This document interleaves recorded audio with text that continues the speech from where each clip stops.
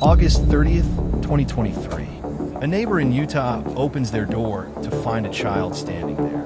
But what they see makes their blood run cold. The boy is 12 years old, but he looks like a skeleton wrapped in skin. His arms and legs are covered in duct tape.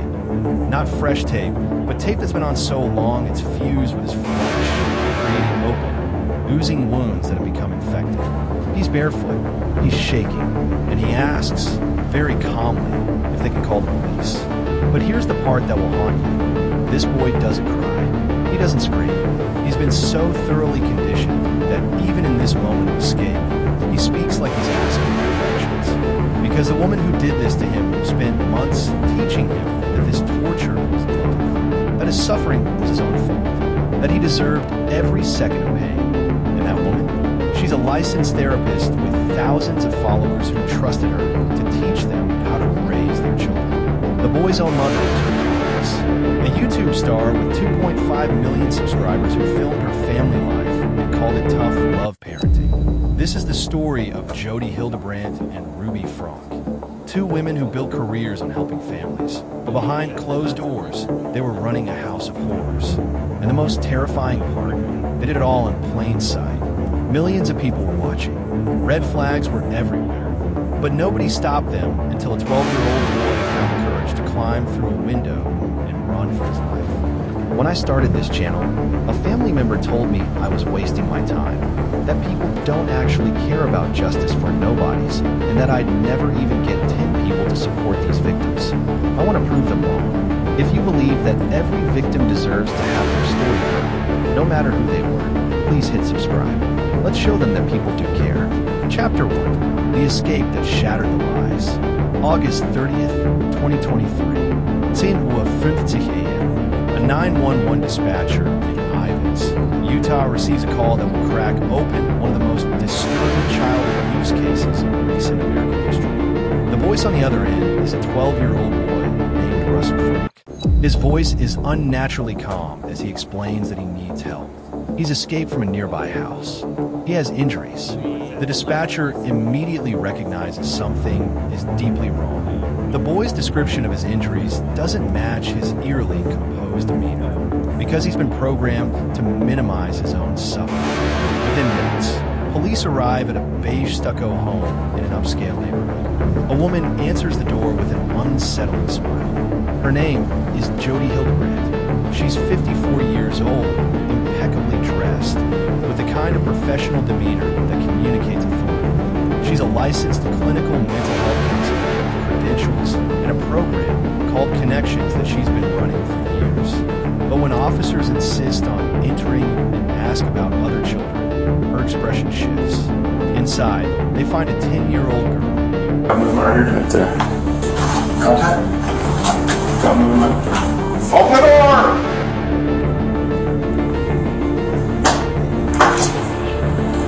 Jodi, I need you to step out. I have my turn. That's great. Step out of the house. No, I'm not going to step out of the Step house. out of the house. Step out of the house. Whoa. We're just gonna see. Whoa. Is there anybody else home? Wait a minute, how do you come to my house? Right there. They come into my house. Russell's younger sister, Eve. She's in the same horrific condition, maybe worse. Eve is malnourished to the point that her ribs are visible through her skin. Her eyes are hollow. She has visible injuries consistent with prolonged physical abuse. Both children are immediately taken into protective custody. Medical exams reveal deep lacerations on their wrists and ankles. Wounds caused by duct tape wrapped so tightly and cut through multiple layers of skin. The wounds are infected. Some show signs of necrosis. Russell has lost so much weight that his growth has been affected. Medical experts later testify that if the abuse had continued for even a few more weeks, the children might not have survived. But here's what makes this case even more sinister. These aren't Jodi's children. They belong to someone who trusted her. Someone who believed she was helping them become better parents. Someone who had 2.5 million YouTube subscribers. Chapter 2. The Perfect Mother Who Vanished into Darkness. Ruby Franke launched 8 Passengers on YouTube in 2015, documenting daily life with her husband Kevin and their 6 children. At its peak, the channel had nearly 2.5 million subscribers. Ruby presented herself as a strict but loving mother, a devout woman, an advocate for structure, discipline, and natural consequences. But even in the early days, there were warning signs. In one video from 2020, Ruby casually mentioned refusing to bring her 6-year-old daughter lunch to school after the child forgot it. She called this teaching responsibility. Some viewers praised it. Others were horrified. In another incident, Ruby described sending her teenage son Chad to a wilderness therapy camp for months as punishment. She spoke about it with cold pragmatism that unsettled many viewers. The comment sections became battlegrounds, but the controversy drove engagement, which drove views, which drove revenue. The real shift came in 2022 when Ruby met Jodi Hildebrandt. Ruby began appearing in videos with Jodi, promoting Connections Classroom. The content changed dramatically. Gone were the family vlogs.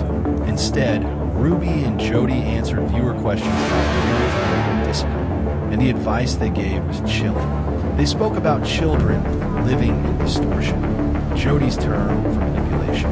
They talked about the need for harsh consequences to bring children to truth. They discouraged empathy, calling it enabling. In one video, a viewer asked about a child struggling with anxiety. Jodi's response: they're manipulating you. They want you to feel sorry for them, so they don't have to face the truth about their behavior. Ruby nods in agreement. Children are master manipulators. You have to be smarter than they are. This wasn't parenting advice. This was the beginning of a dangerous ideology. As Ruby fell deeper under Jodi's influence, her family fractured. In early 2023, she announced her separation from Kevin. He was painted as an enabler who couldn't see truth. He was banned from the home. Ruby's older children either left or were sent away.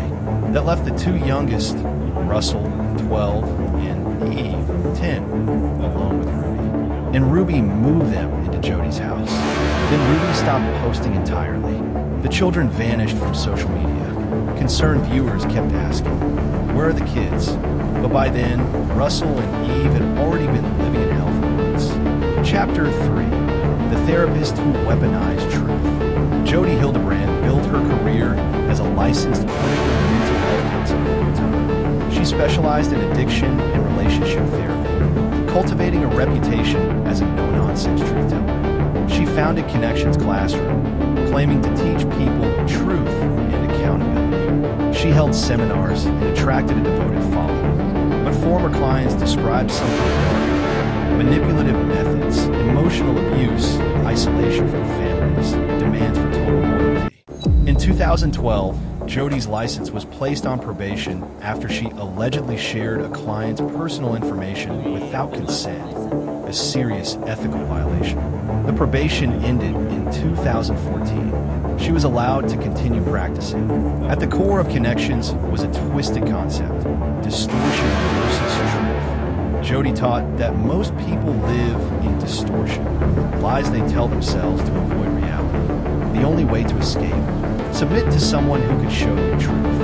And conveniently, that person was always Jodi. She told parents their children were master manipulators.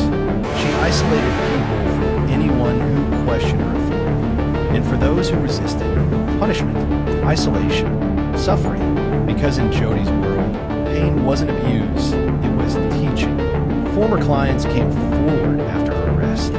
One woman, who asked to remain anonymous, described attending Connections seminars in the mid-2010s. Jodi would tell us that our depression was a choice, that we were choosing to live in distortion. She explained.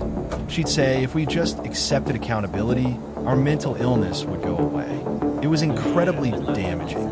Another former client described paying nearly $30,000 over 2 years. She told me my family was holding me back from truth. I almost destroyed every meaningful relationship in my life because I believed her. Jodi had been operating this way for years. She would identify vulnerable people, offer them truth, then systematically isolate them and manipulate them psychologically. And then she met Ruby Franke, a mother with millions of subscribers and an audience hungry for parenting advice. Together, they were about to create something truly monstrous. Chapter 4. When two monsters found each other. When Ruby and Jodi joined forces, their combined reach exploded. Ruby brought millions of subscribers. Jodi brought the ideology, a framework that painted children as enemies who needed to be broken down to be saved. Together, they launched videos answering questions about parenting and discipline. They told parents that struggling children were living in distortion and needed harsh consequences. They discouraged empathy, warning that being soft would ruin children. One viewer asked about a child struggling emotionally. Jodi's response: "They're manipulating you." As Ruby fell deeper into Jodi's influence, her family fractured. Kevin was painted as the problem and banned from seeing his children. The older kids were sent away. That left Russell and Eve alone with Ruby. And Ruby brought them to Jodi's house. What happened next wasn't discipline. It wasn't tough love. It was systematic torture. We are halfway through the evidence, and the questions are only getting harder. If you're the type of person who can't look away until the truth is found, hit the like button. It helps us keep these cases active in the public eye. Chapter 5. Inside the House of Horrors. According to court documents, Russell and Eve were subjected to months of sadistic abuse. The abuse followed a pattern designed to break them down psychologically and physically. First came isolation. The children were kept in separate rooms. They weren't allowed to see each other or communicate. This prevented them from supporting each other emotionally and made them completely dependent on Ruby and Jodi. Then came starvation. The children were given minimal food, sometimes nothing for days. When fed, portions were barely enough to sustain life.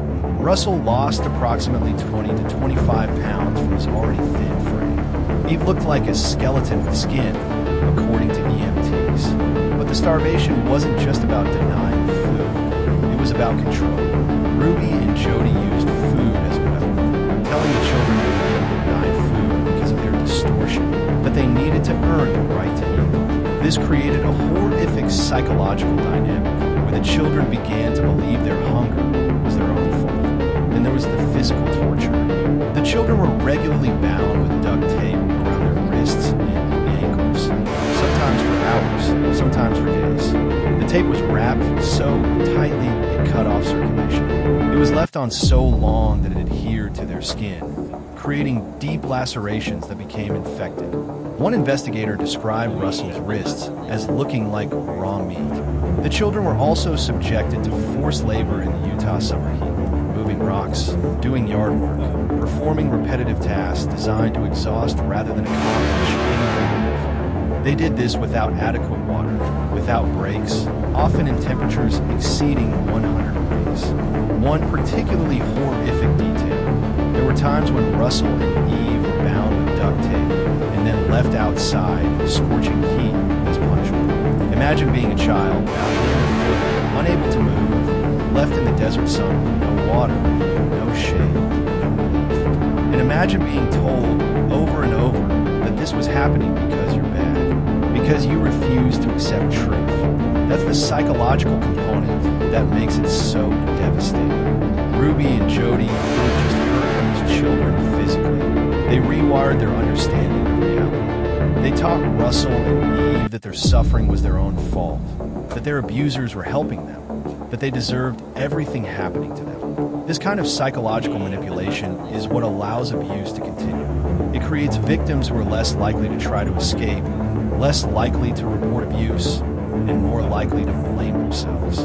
Russell and Eve are being broken down by these memories, and their abusers believe they were helping. But there was one thing they didn't account for: Russell's survival instinct. On August 30th, 2023, when he saw an opportunity, he took it. He climbed through a window.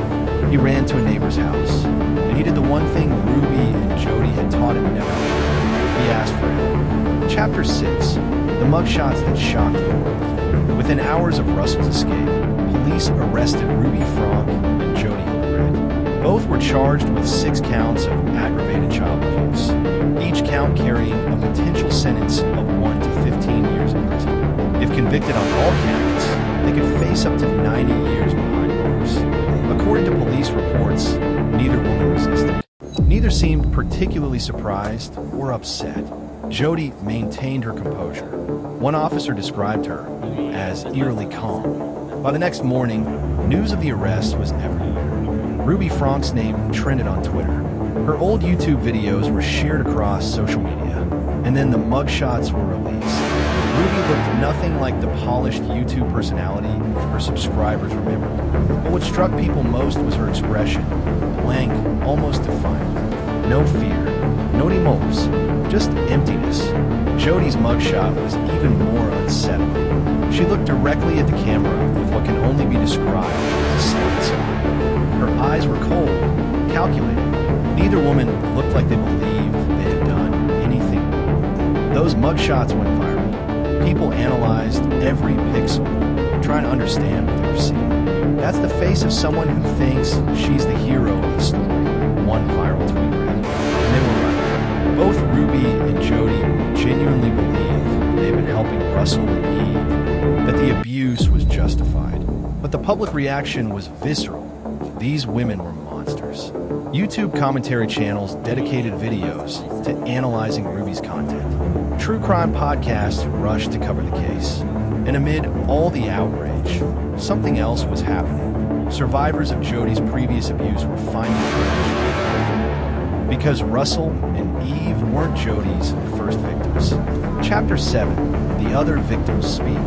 Jodi Hildebrandt, Jodi's own niece, came forward with her story. When Jessie was a teenager, she went to live with her Aunt Jodi. Her family thought Jodi could help with typical adolescent fears. Instead, Jodi isolated her from the family, subjected her to psychological manipulation, and created an environment of fear and control. So, one, I've just been afraid of Jodi. Jodi is a terrifying, powerful, convincing person that has a lot of influence, and a lot of people believe anything and everything that she says. She systematically destroyed my reputation and my credibility, and kind of used previous problems that I was facing as a teenager, being angry and sad and angsty, and capitalized on that as a reason that anything that I say is not true. And so, and because if Other survivors came forward. Former Connections clients described group sessions where Jodi would publicly berate participants who questioned her methods. One woman described being charged $30,000 over 2 years, only to be told her problems were her own fault and that she needed to cut off her family. When I heard about what happened to Ruby Franke's kids, I wasn't surprised, she said. I was horrified, but not surprised, because I saw what Jodi was capable of. The pattern was unmistakable. Sherry followed up, explaining she'd been estranged from her mother for years, that she'd tried to raise concerns, and that she'd been cut off from contact with her younger siblings. I tried to say something. I tried to get help, but I was painted as the problem. And as an adult who'd been kicked out, I had no legal standing to intervene. Ruby's other older children maintained lower profiles, but a picture emerged of a family that fractured long before the arrests. All 4 older children were now faced with a horrific reality. Their mother had been arrested for torturing their younger siblings. And then there was Kevin Franke, Ruby's estranged husband. Kevin filed for divorce and released a statement claiming he'd had no contact with Ruby for 13 months and was unaware of the abuse. But many questioned this. How could a father not know? Why didn't he fight harder? Some viewed Kevin as another victim, systematically pushed out of his own family. Others saw him as complicit through inaction. The truth likely lies somewhere in between. Russell and Eve were placed in custody of Utah's Division of Child and Family Services, receiving intensive trauma therapy and medical care in a safe environment. Child trauma specialists say the road to recovery will be long. The type of prolonged abuse they endured, physical torture combined with psychological manipulation, creates complex trauma affecting every aspect of development. These children were subjected to what we call betrayal trauma, explained one psychologist. The very people who were supposed to protect them were causing the harm. That fundamental betrayal affects how they view relationships, themselves, But there is hope. With proper support, survivors of even severe childhood abuse can heal and build meaningful lives. Russell and Eve are young. They're away from their abusers permanently, and they have each other. But beyond the immediate family, broader questions remain. How did this happen in plain sight? Should family vlogging be regulated? Would oversight mechanisms fail with Jodi's license? These are uncomfortable questions without easy answers. Chapter 9, the courtroom confessions and the warning we can't ignore. December 2023. 4 months after their arrests, Ruby and Jodi faced a decision: go to trial or accept a plea deal. The evidence was overwhelming. There was no plausible defense. On December 18th, 2023, Ruby Franke appeared in court and pleaded guilty to 4 counts of aggravated child abuse. Ms. Franke, how do you plead to count 1, aggravated child abuse, a second-degree felony? Guilty. To count 3, aggravated child abuse, a second-degree felony? Guilty. To count 5, aggravated child abuse, a second-degree felony? Guilty. And to count 6, aggravated child abuse, a second-degree felony? My deepest regret is all my family, my children. Guilty. Each count carried a sentence of 1 to 15 years. The judge ordered the sentences to run consecutively, at least 4 years, up to 60 years in prison. Before sentencing, Ruby addressed the court.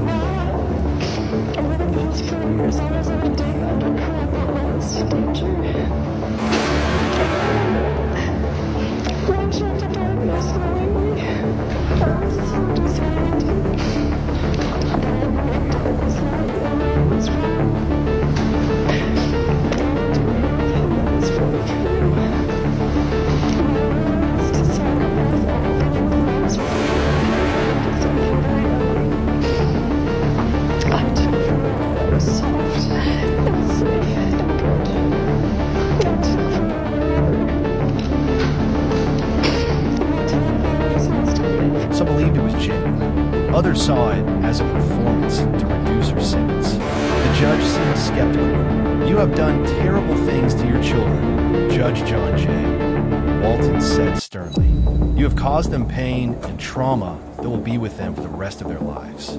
While you claim to have been manipulated, the evidence shows you were an active, willing participant." Days later, Jodi Hildebrandt appeared before the same judge. She pleaded guilty to the same charges and received the same sentence. But unlike Ruby, Jodi offered no statement. "No apology, no explanation." Judge Walton addressed her directly. "Ms. Hildebrandt, you are a trained therapist. You held yourself out as someone who could help families. Instead, you used your knowledge of psychology to manipulate and control. You subjected children to torture and called it therapy. You are, in many ways, more culpable than Ms. Franke because you should have known better."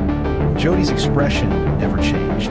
She showed no remorse, no acknowledgement, no humanity. Both women were remanded to custody at the Utah State Prison, where they served their sentences in separate facilities.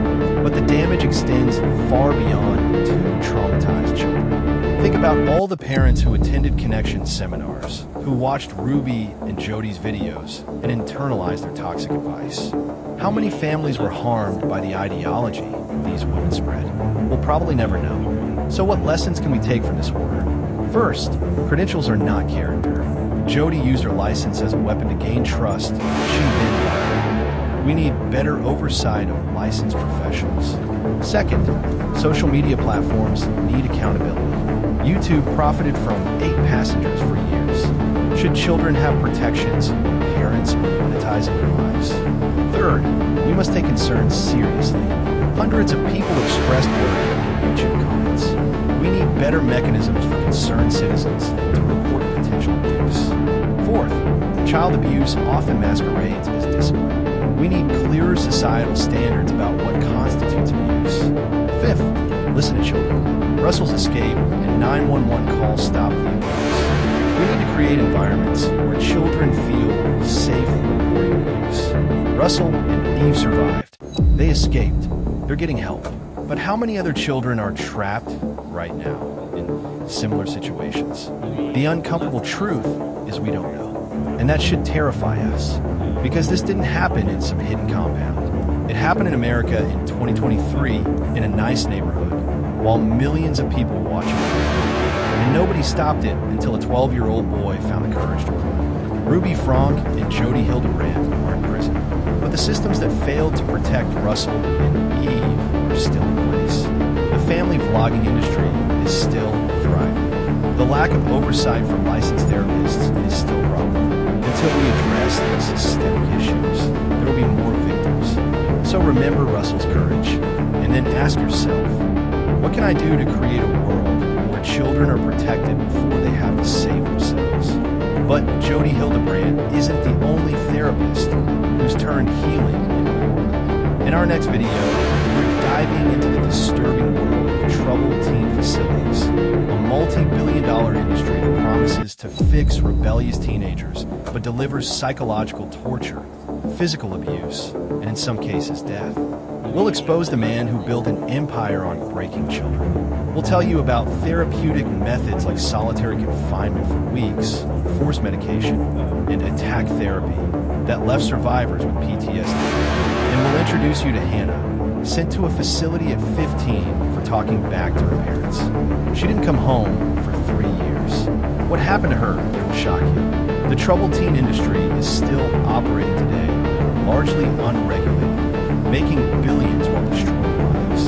At the end of the day, Russell is no longer here to tell their story, and their family is still waiting for the peace they deserve. We stay here, we keep searching, and we keep talking so that their memory never fades into a cold case file. If you believe that every story deserves a conclusion and every victim deserves a voice, please subscribe and stay with us. Let's keep looking for the truth together.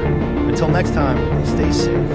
If you or someone you know is experiencing child abuse, please contact National Child Abuse Hotline, 1-800-4A, Child 1, 800-422-4453. Visit childhelp.org. Remember, you could save a life.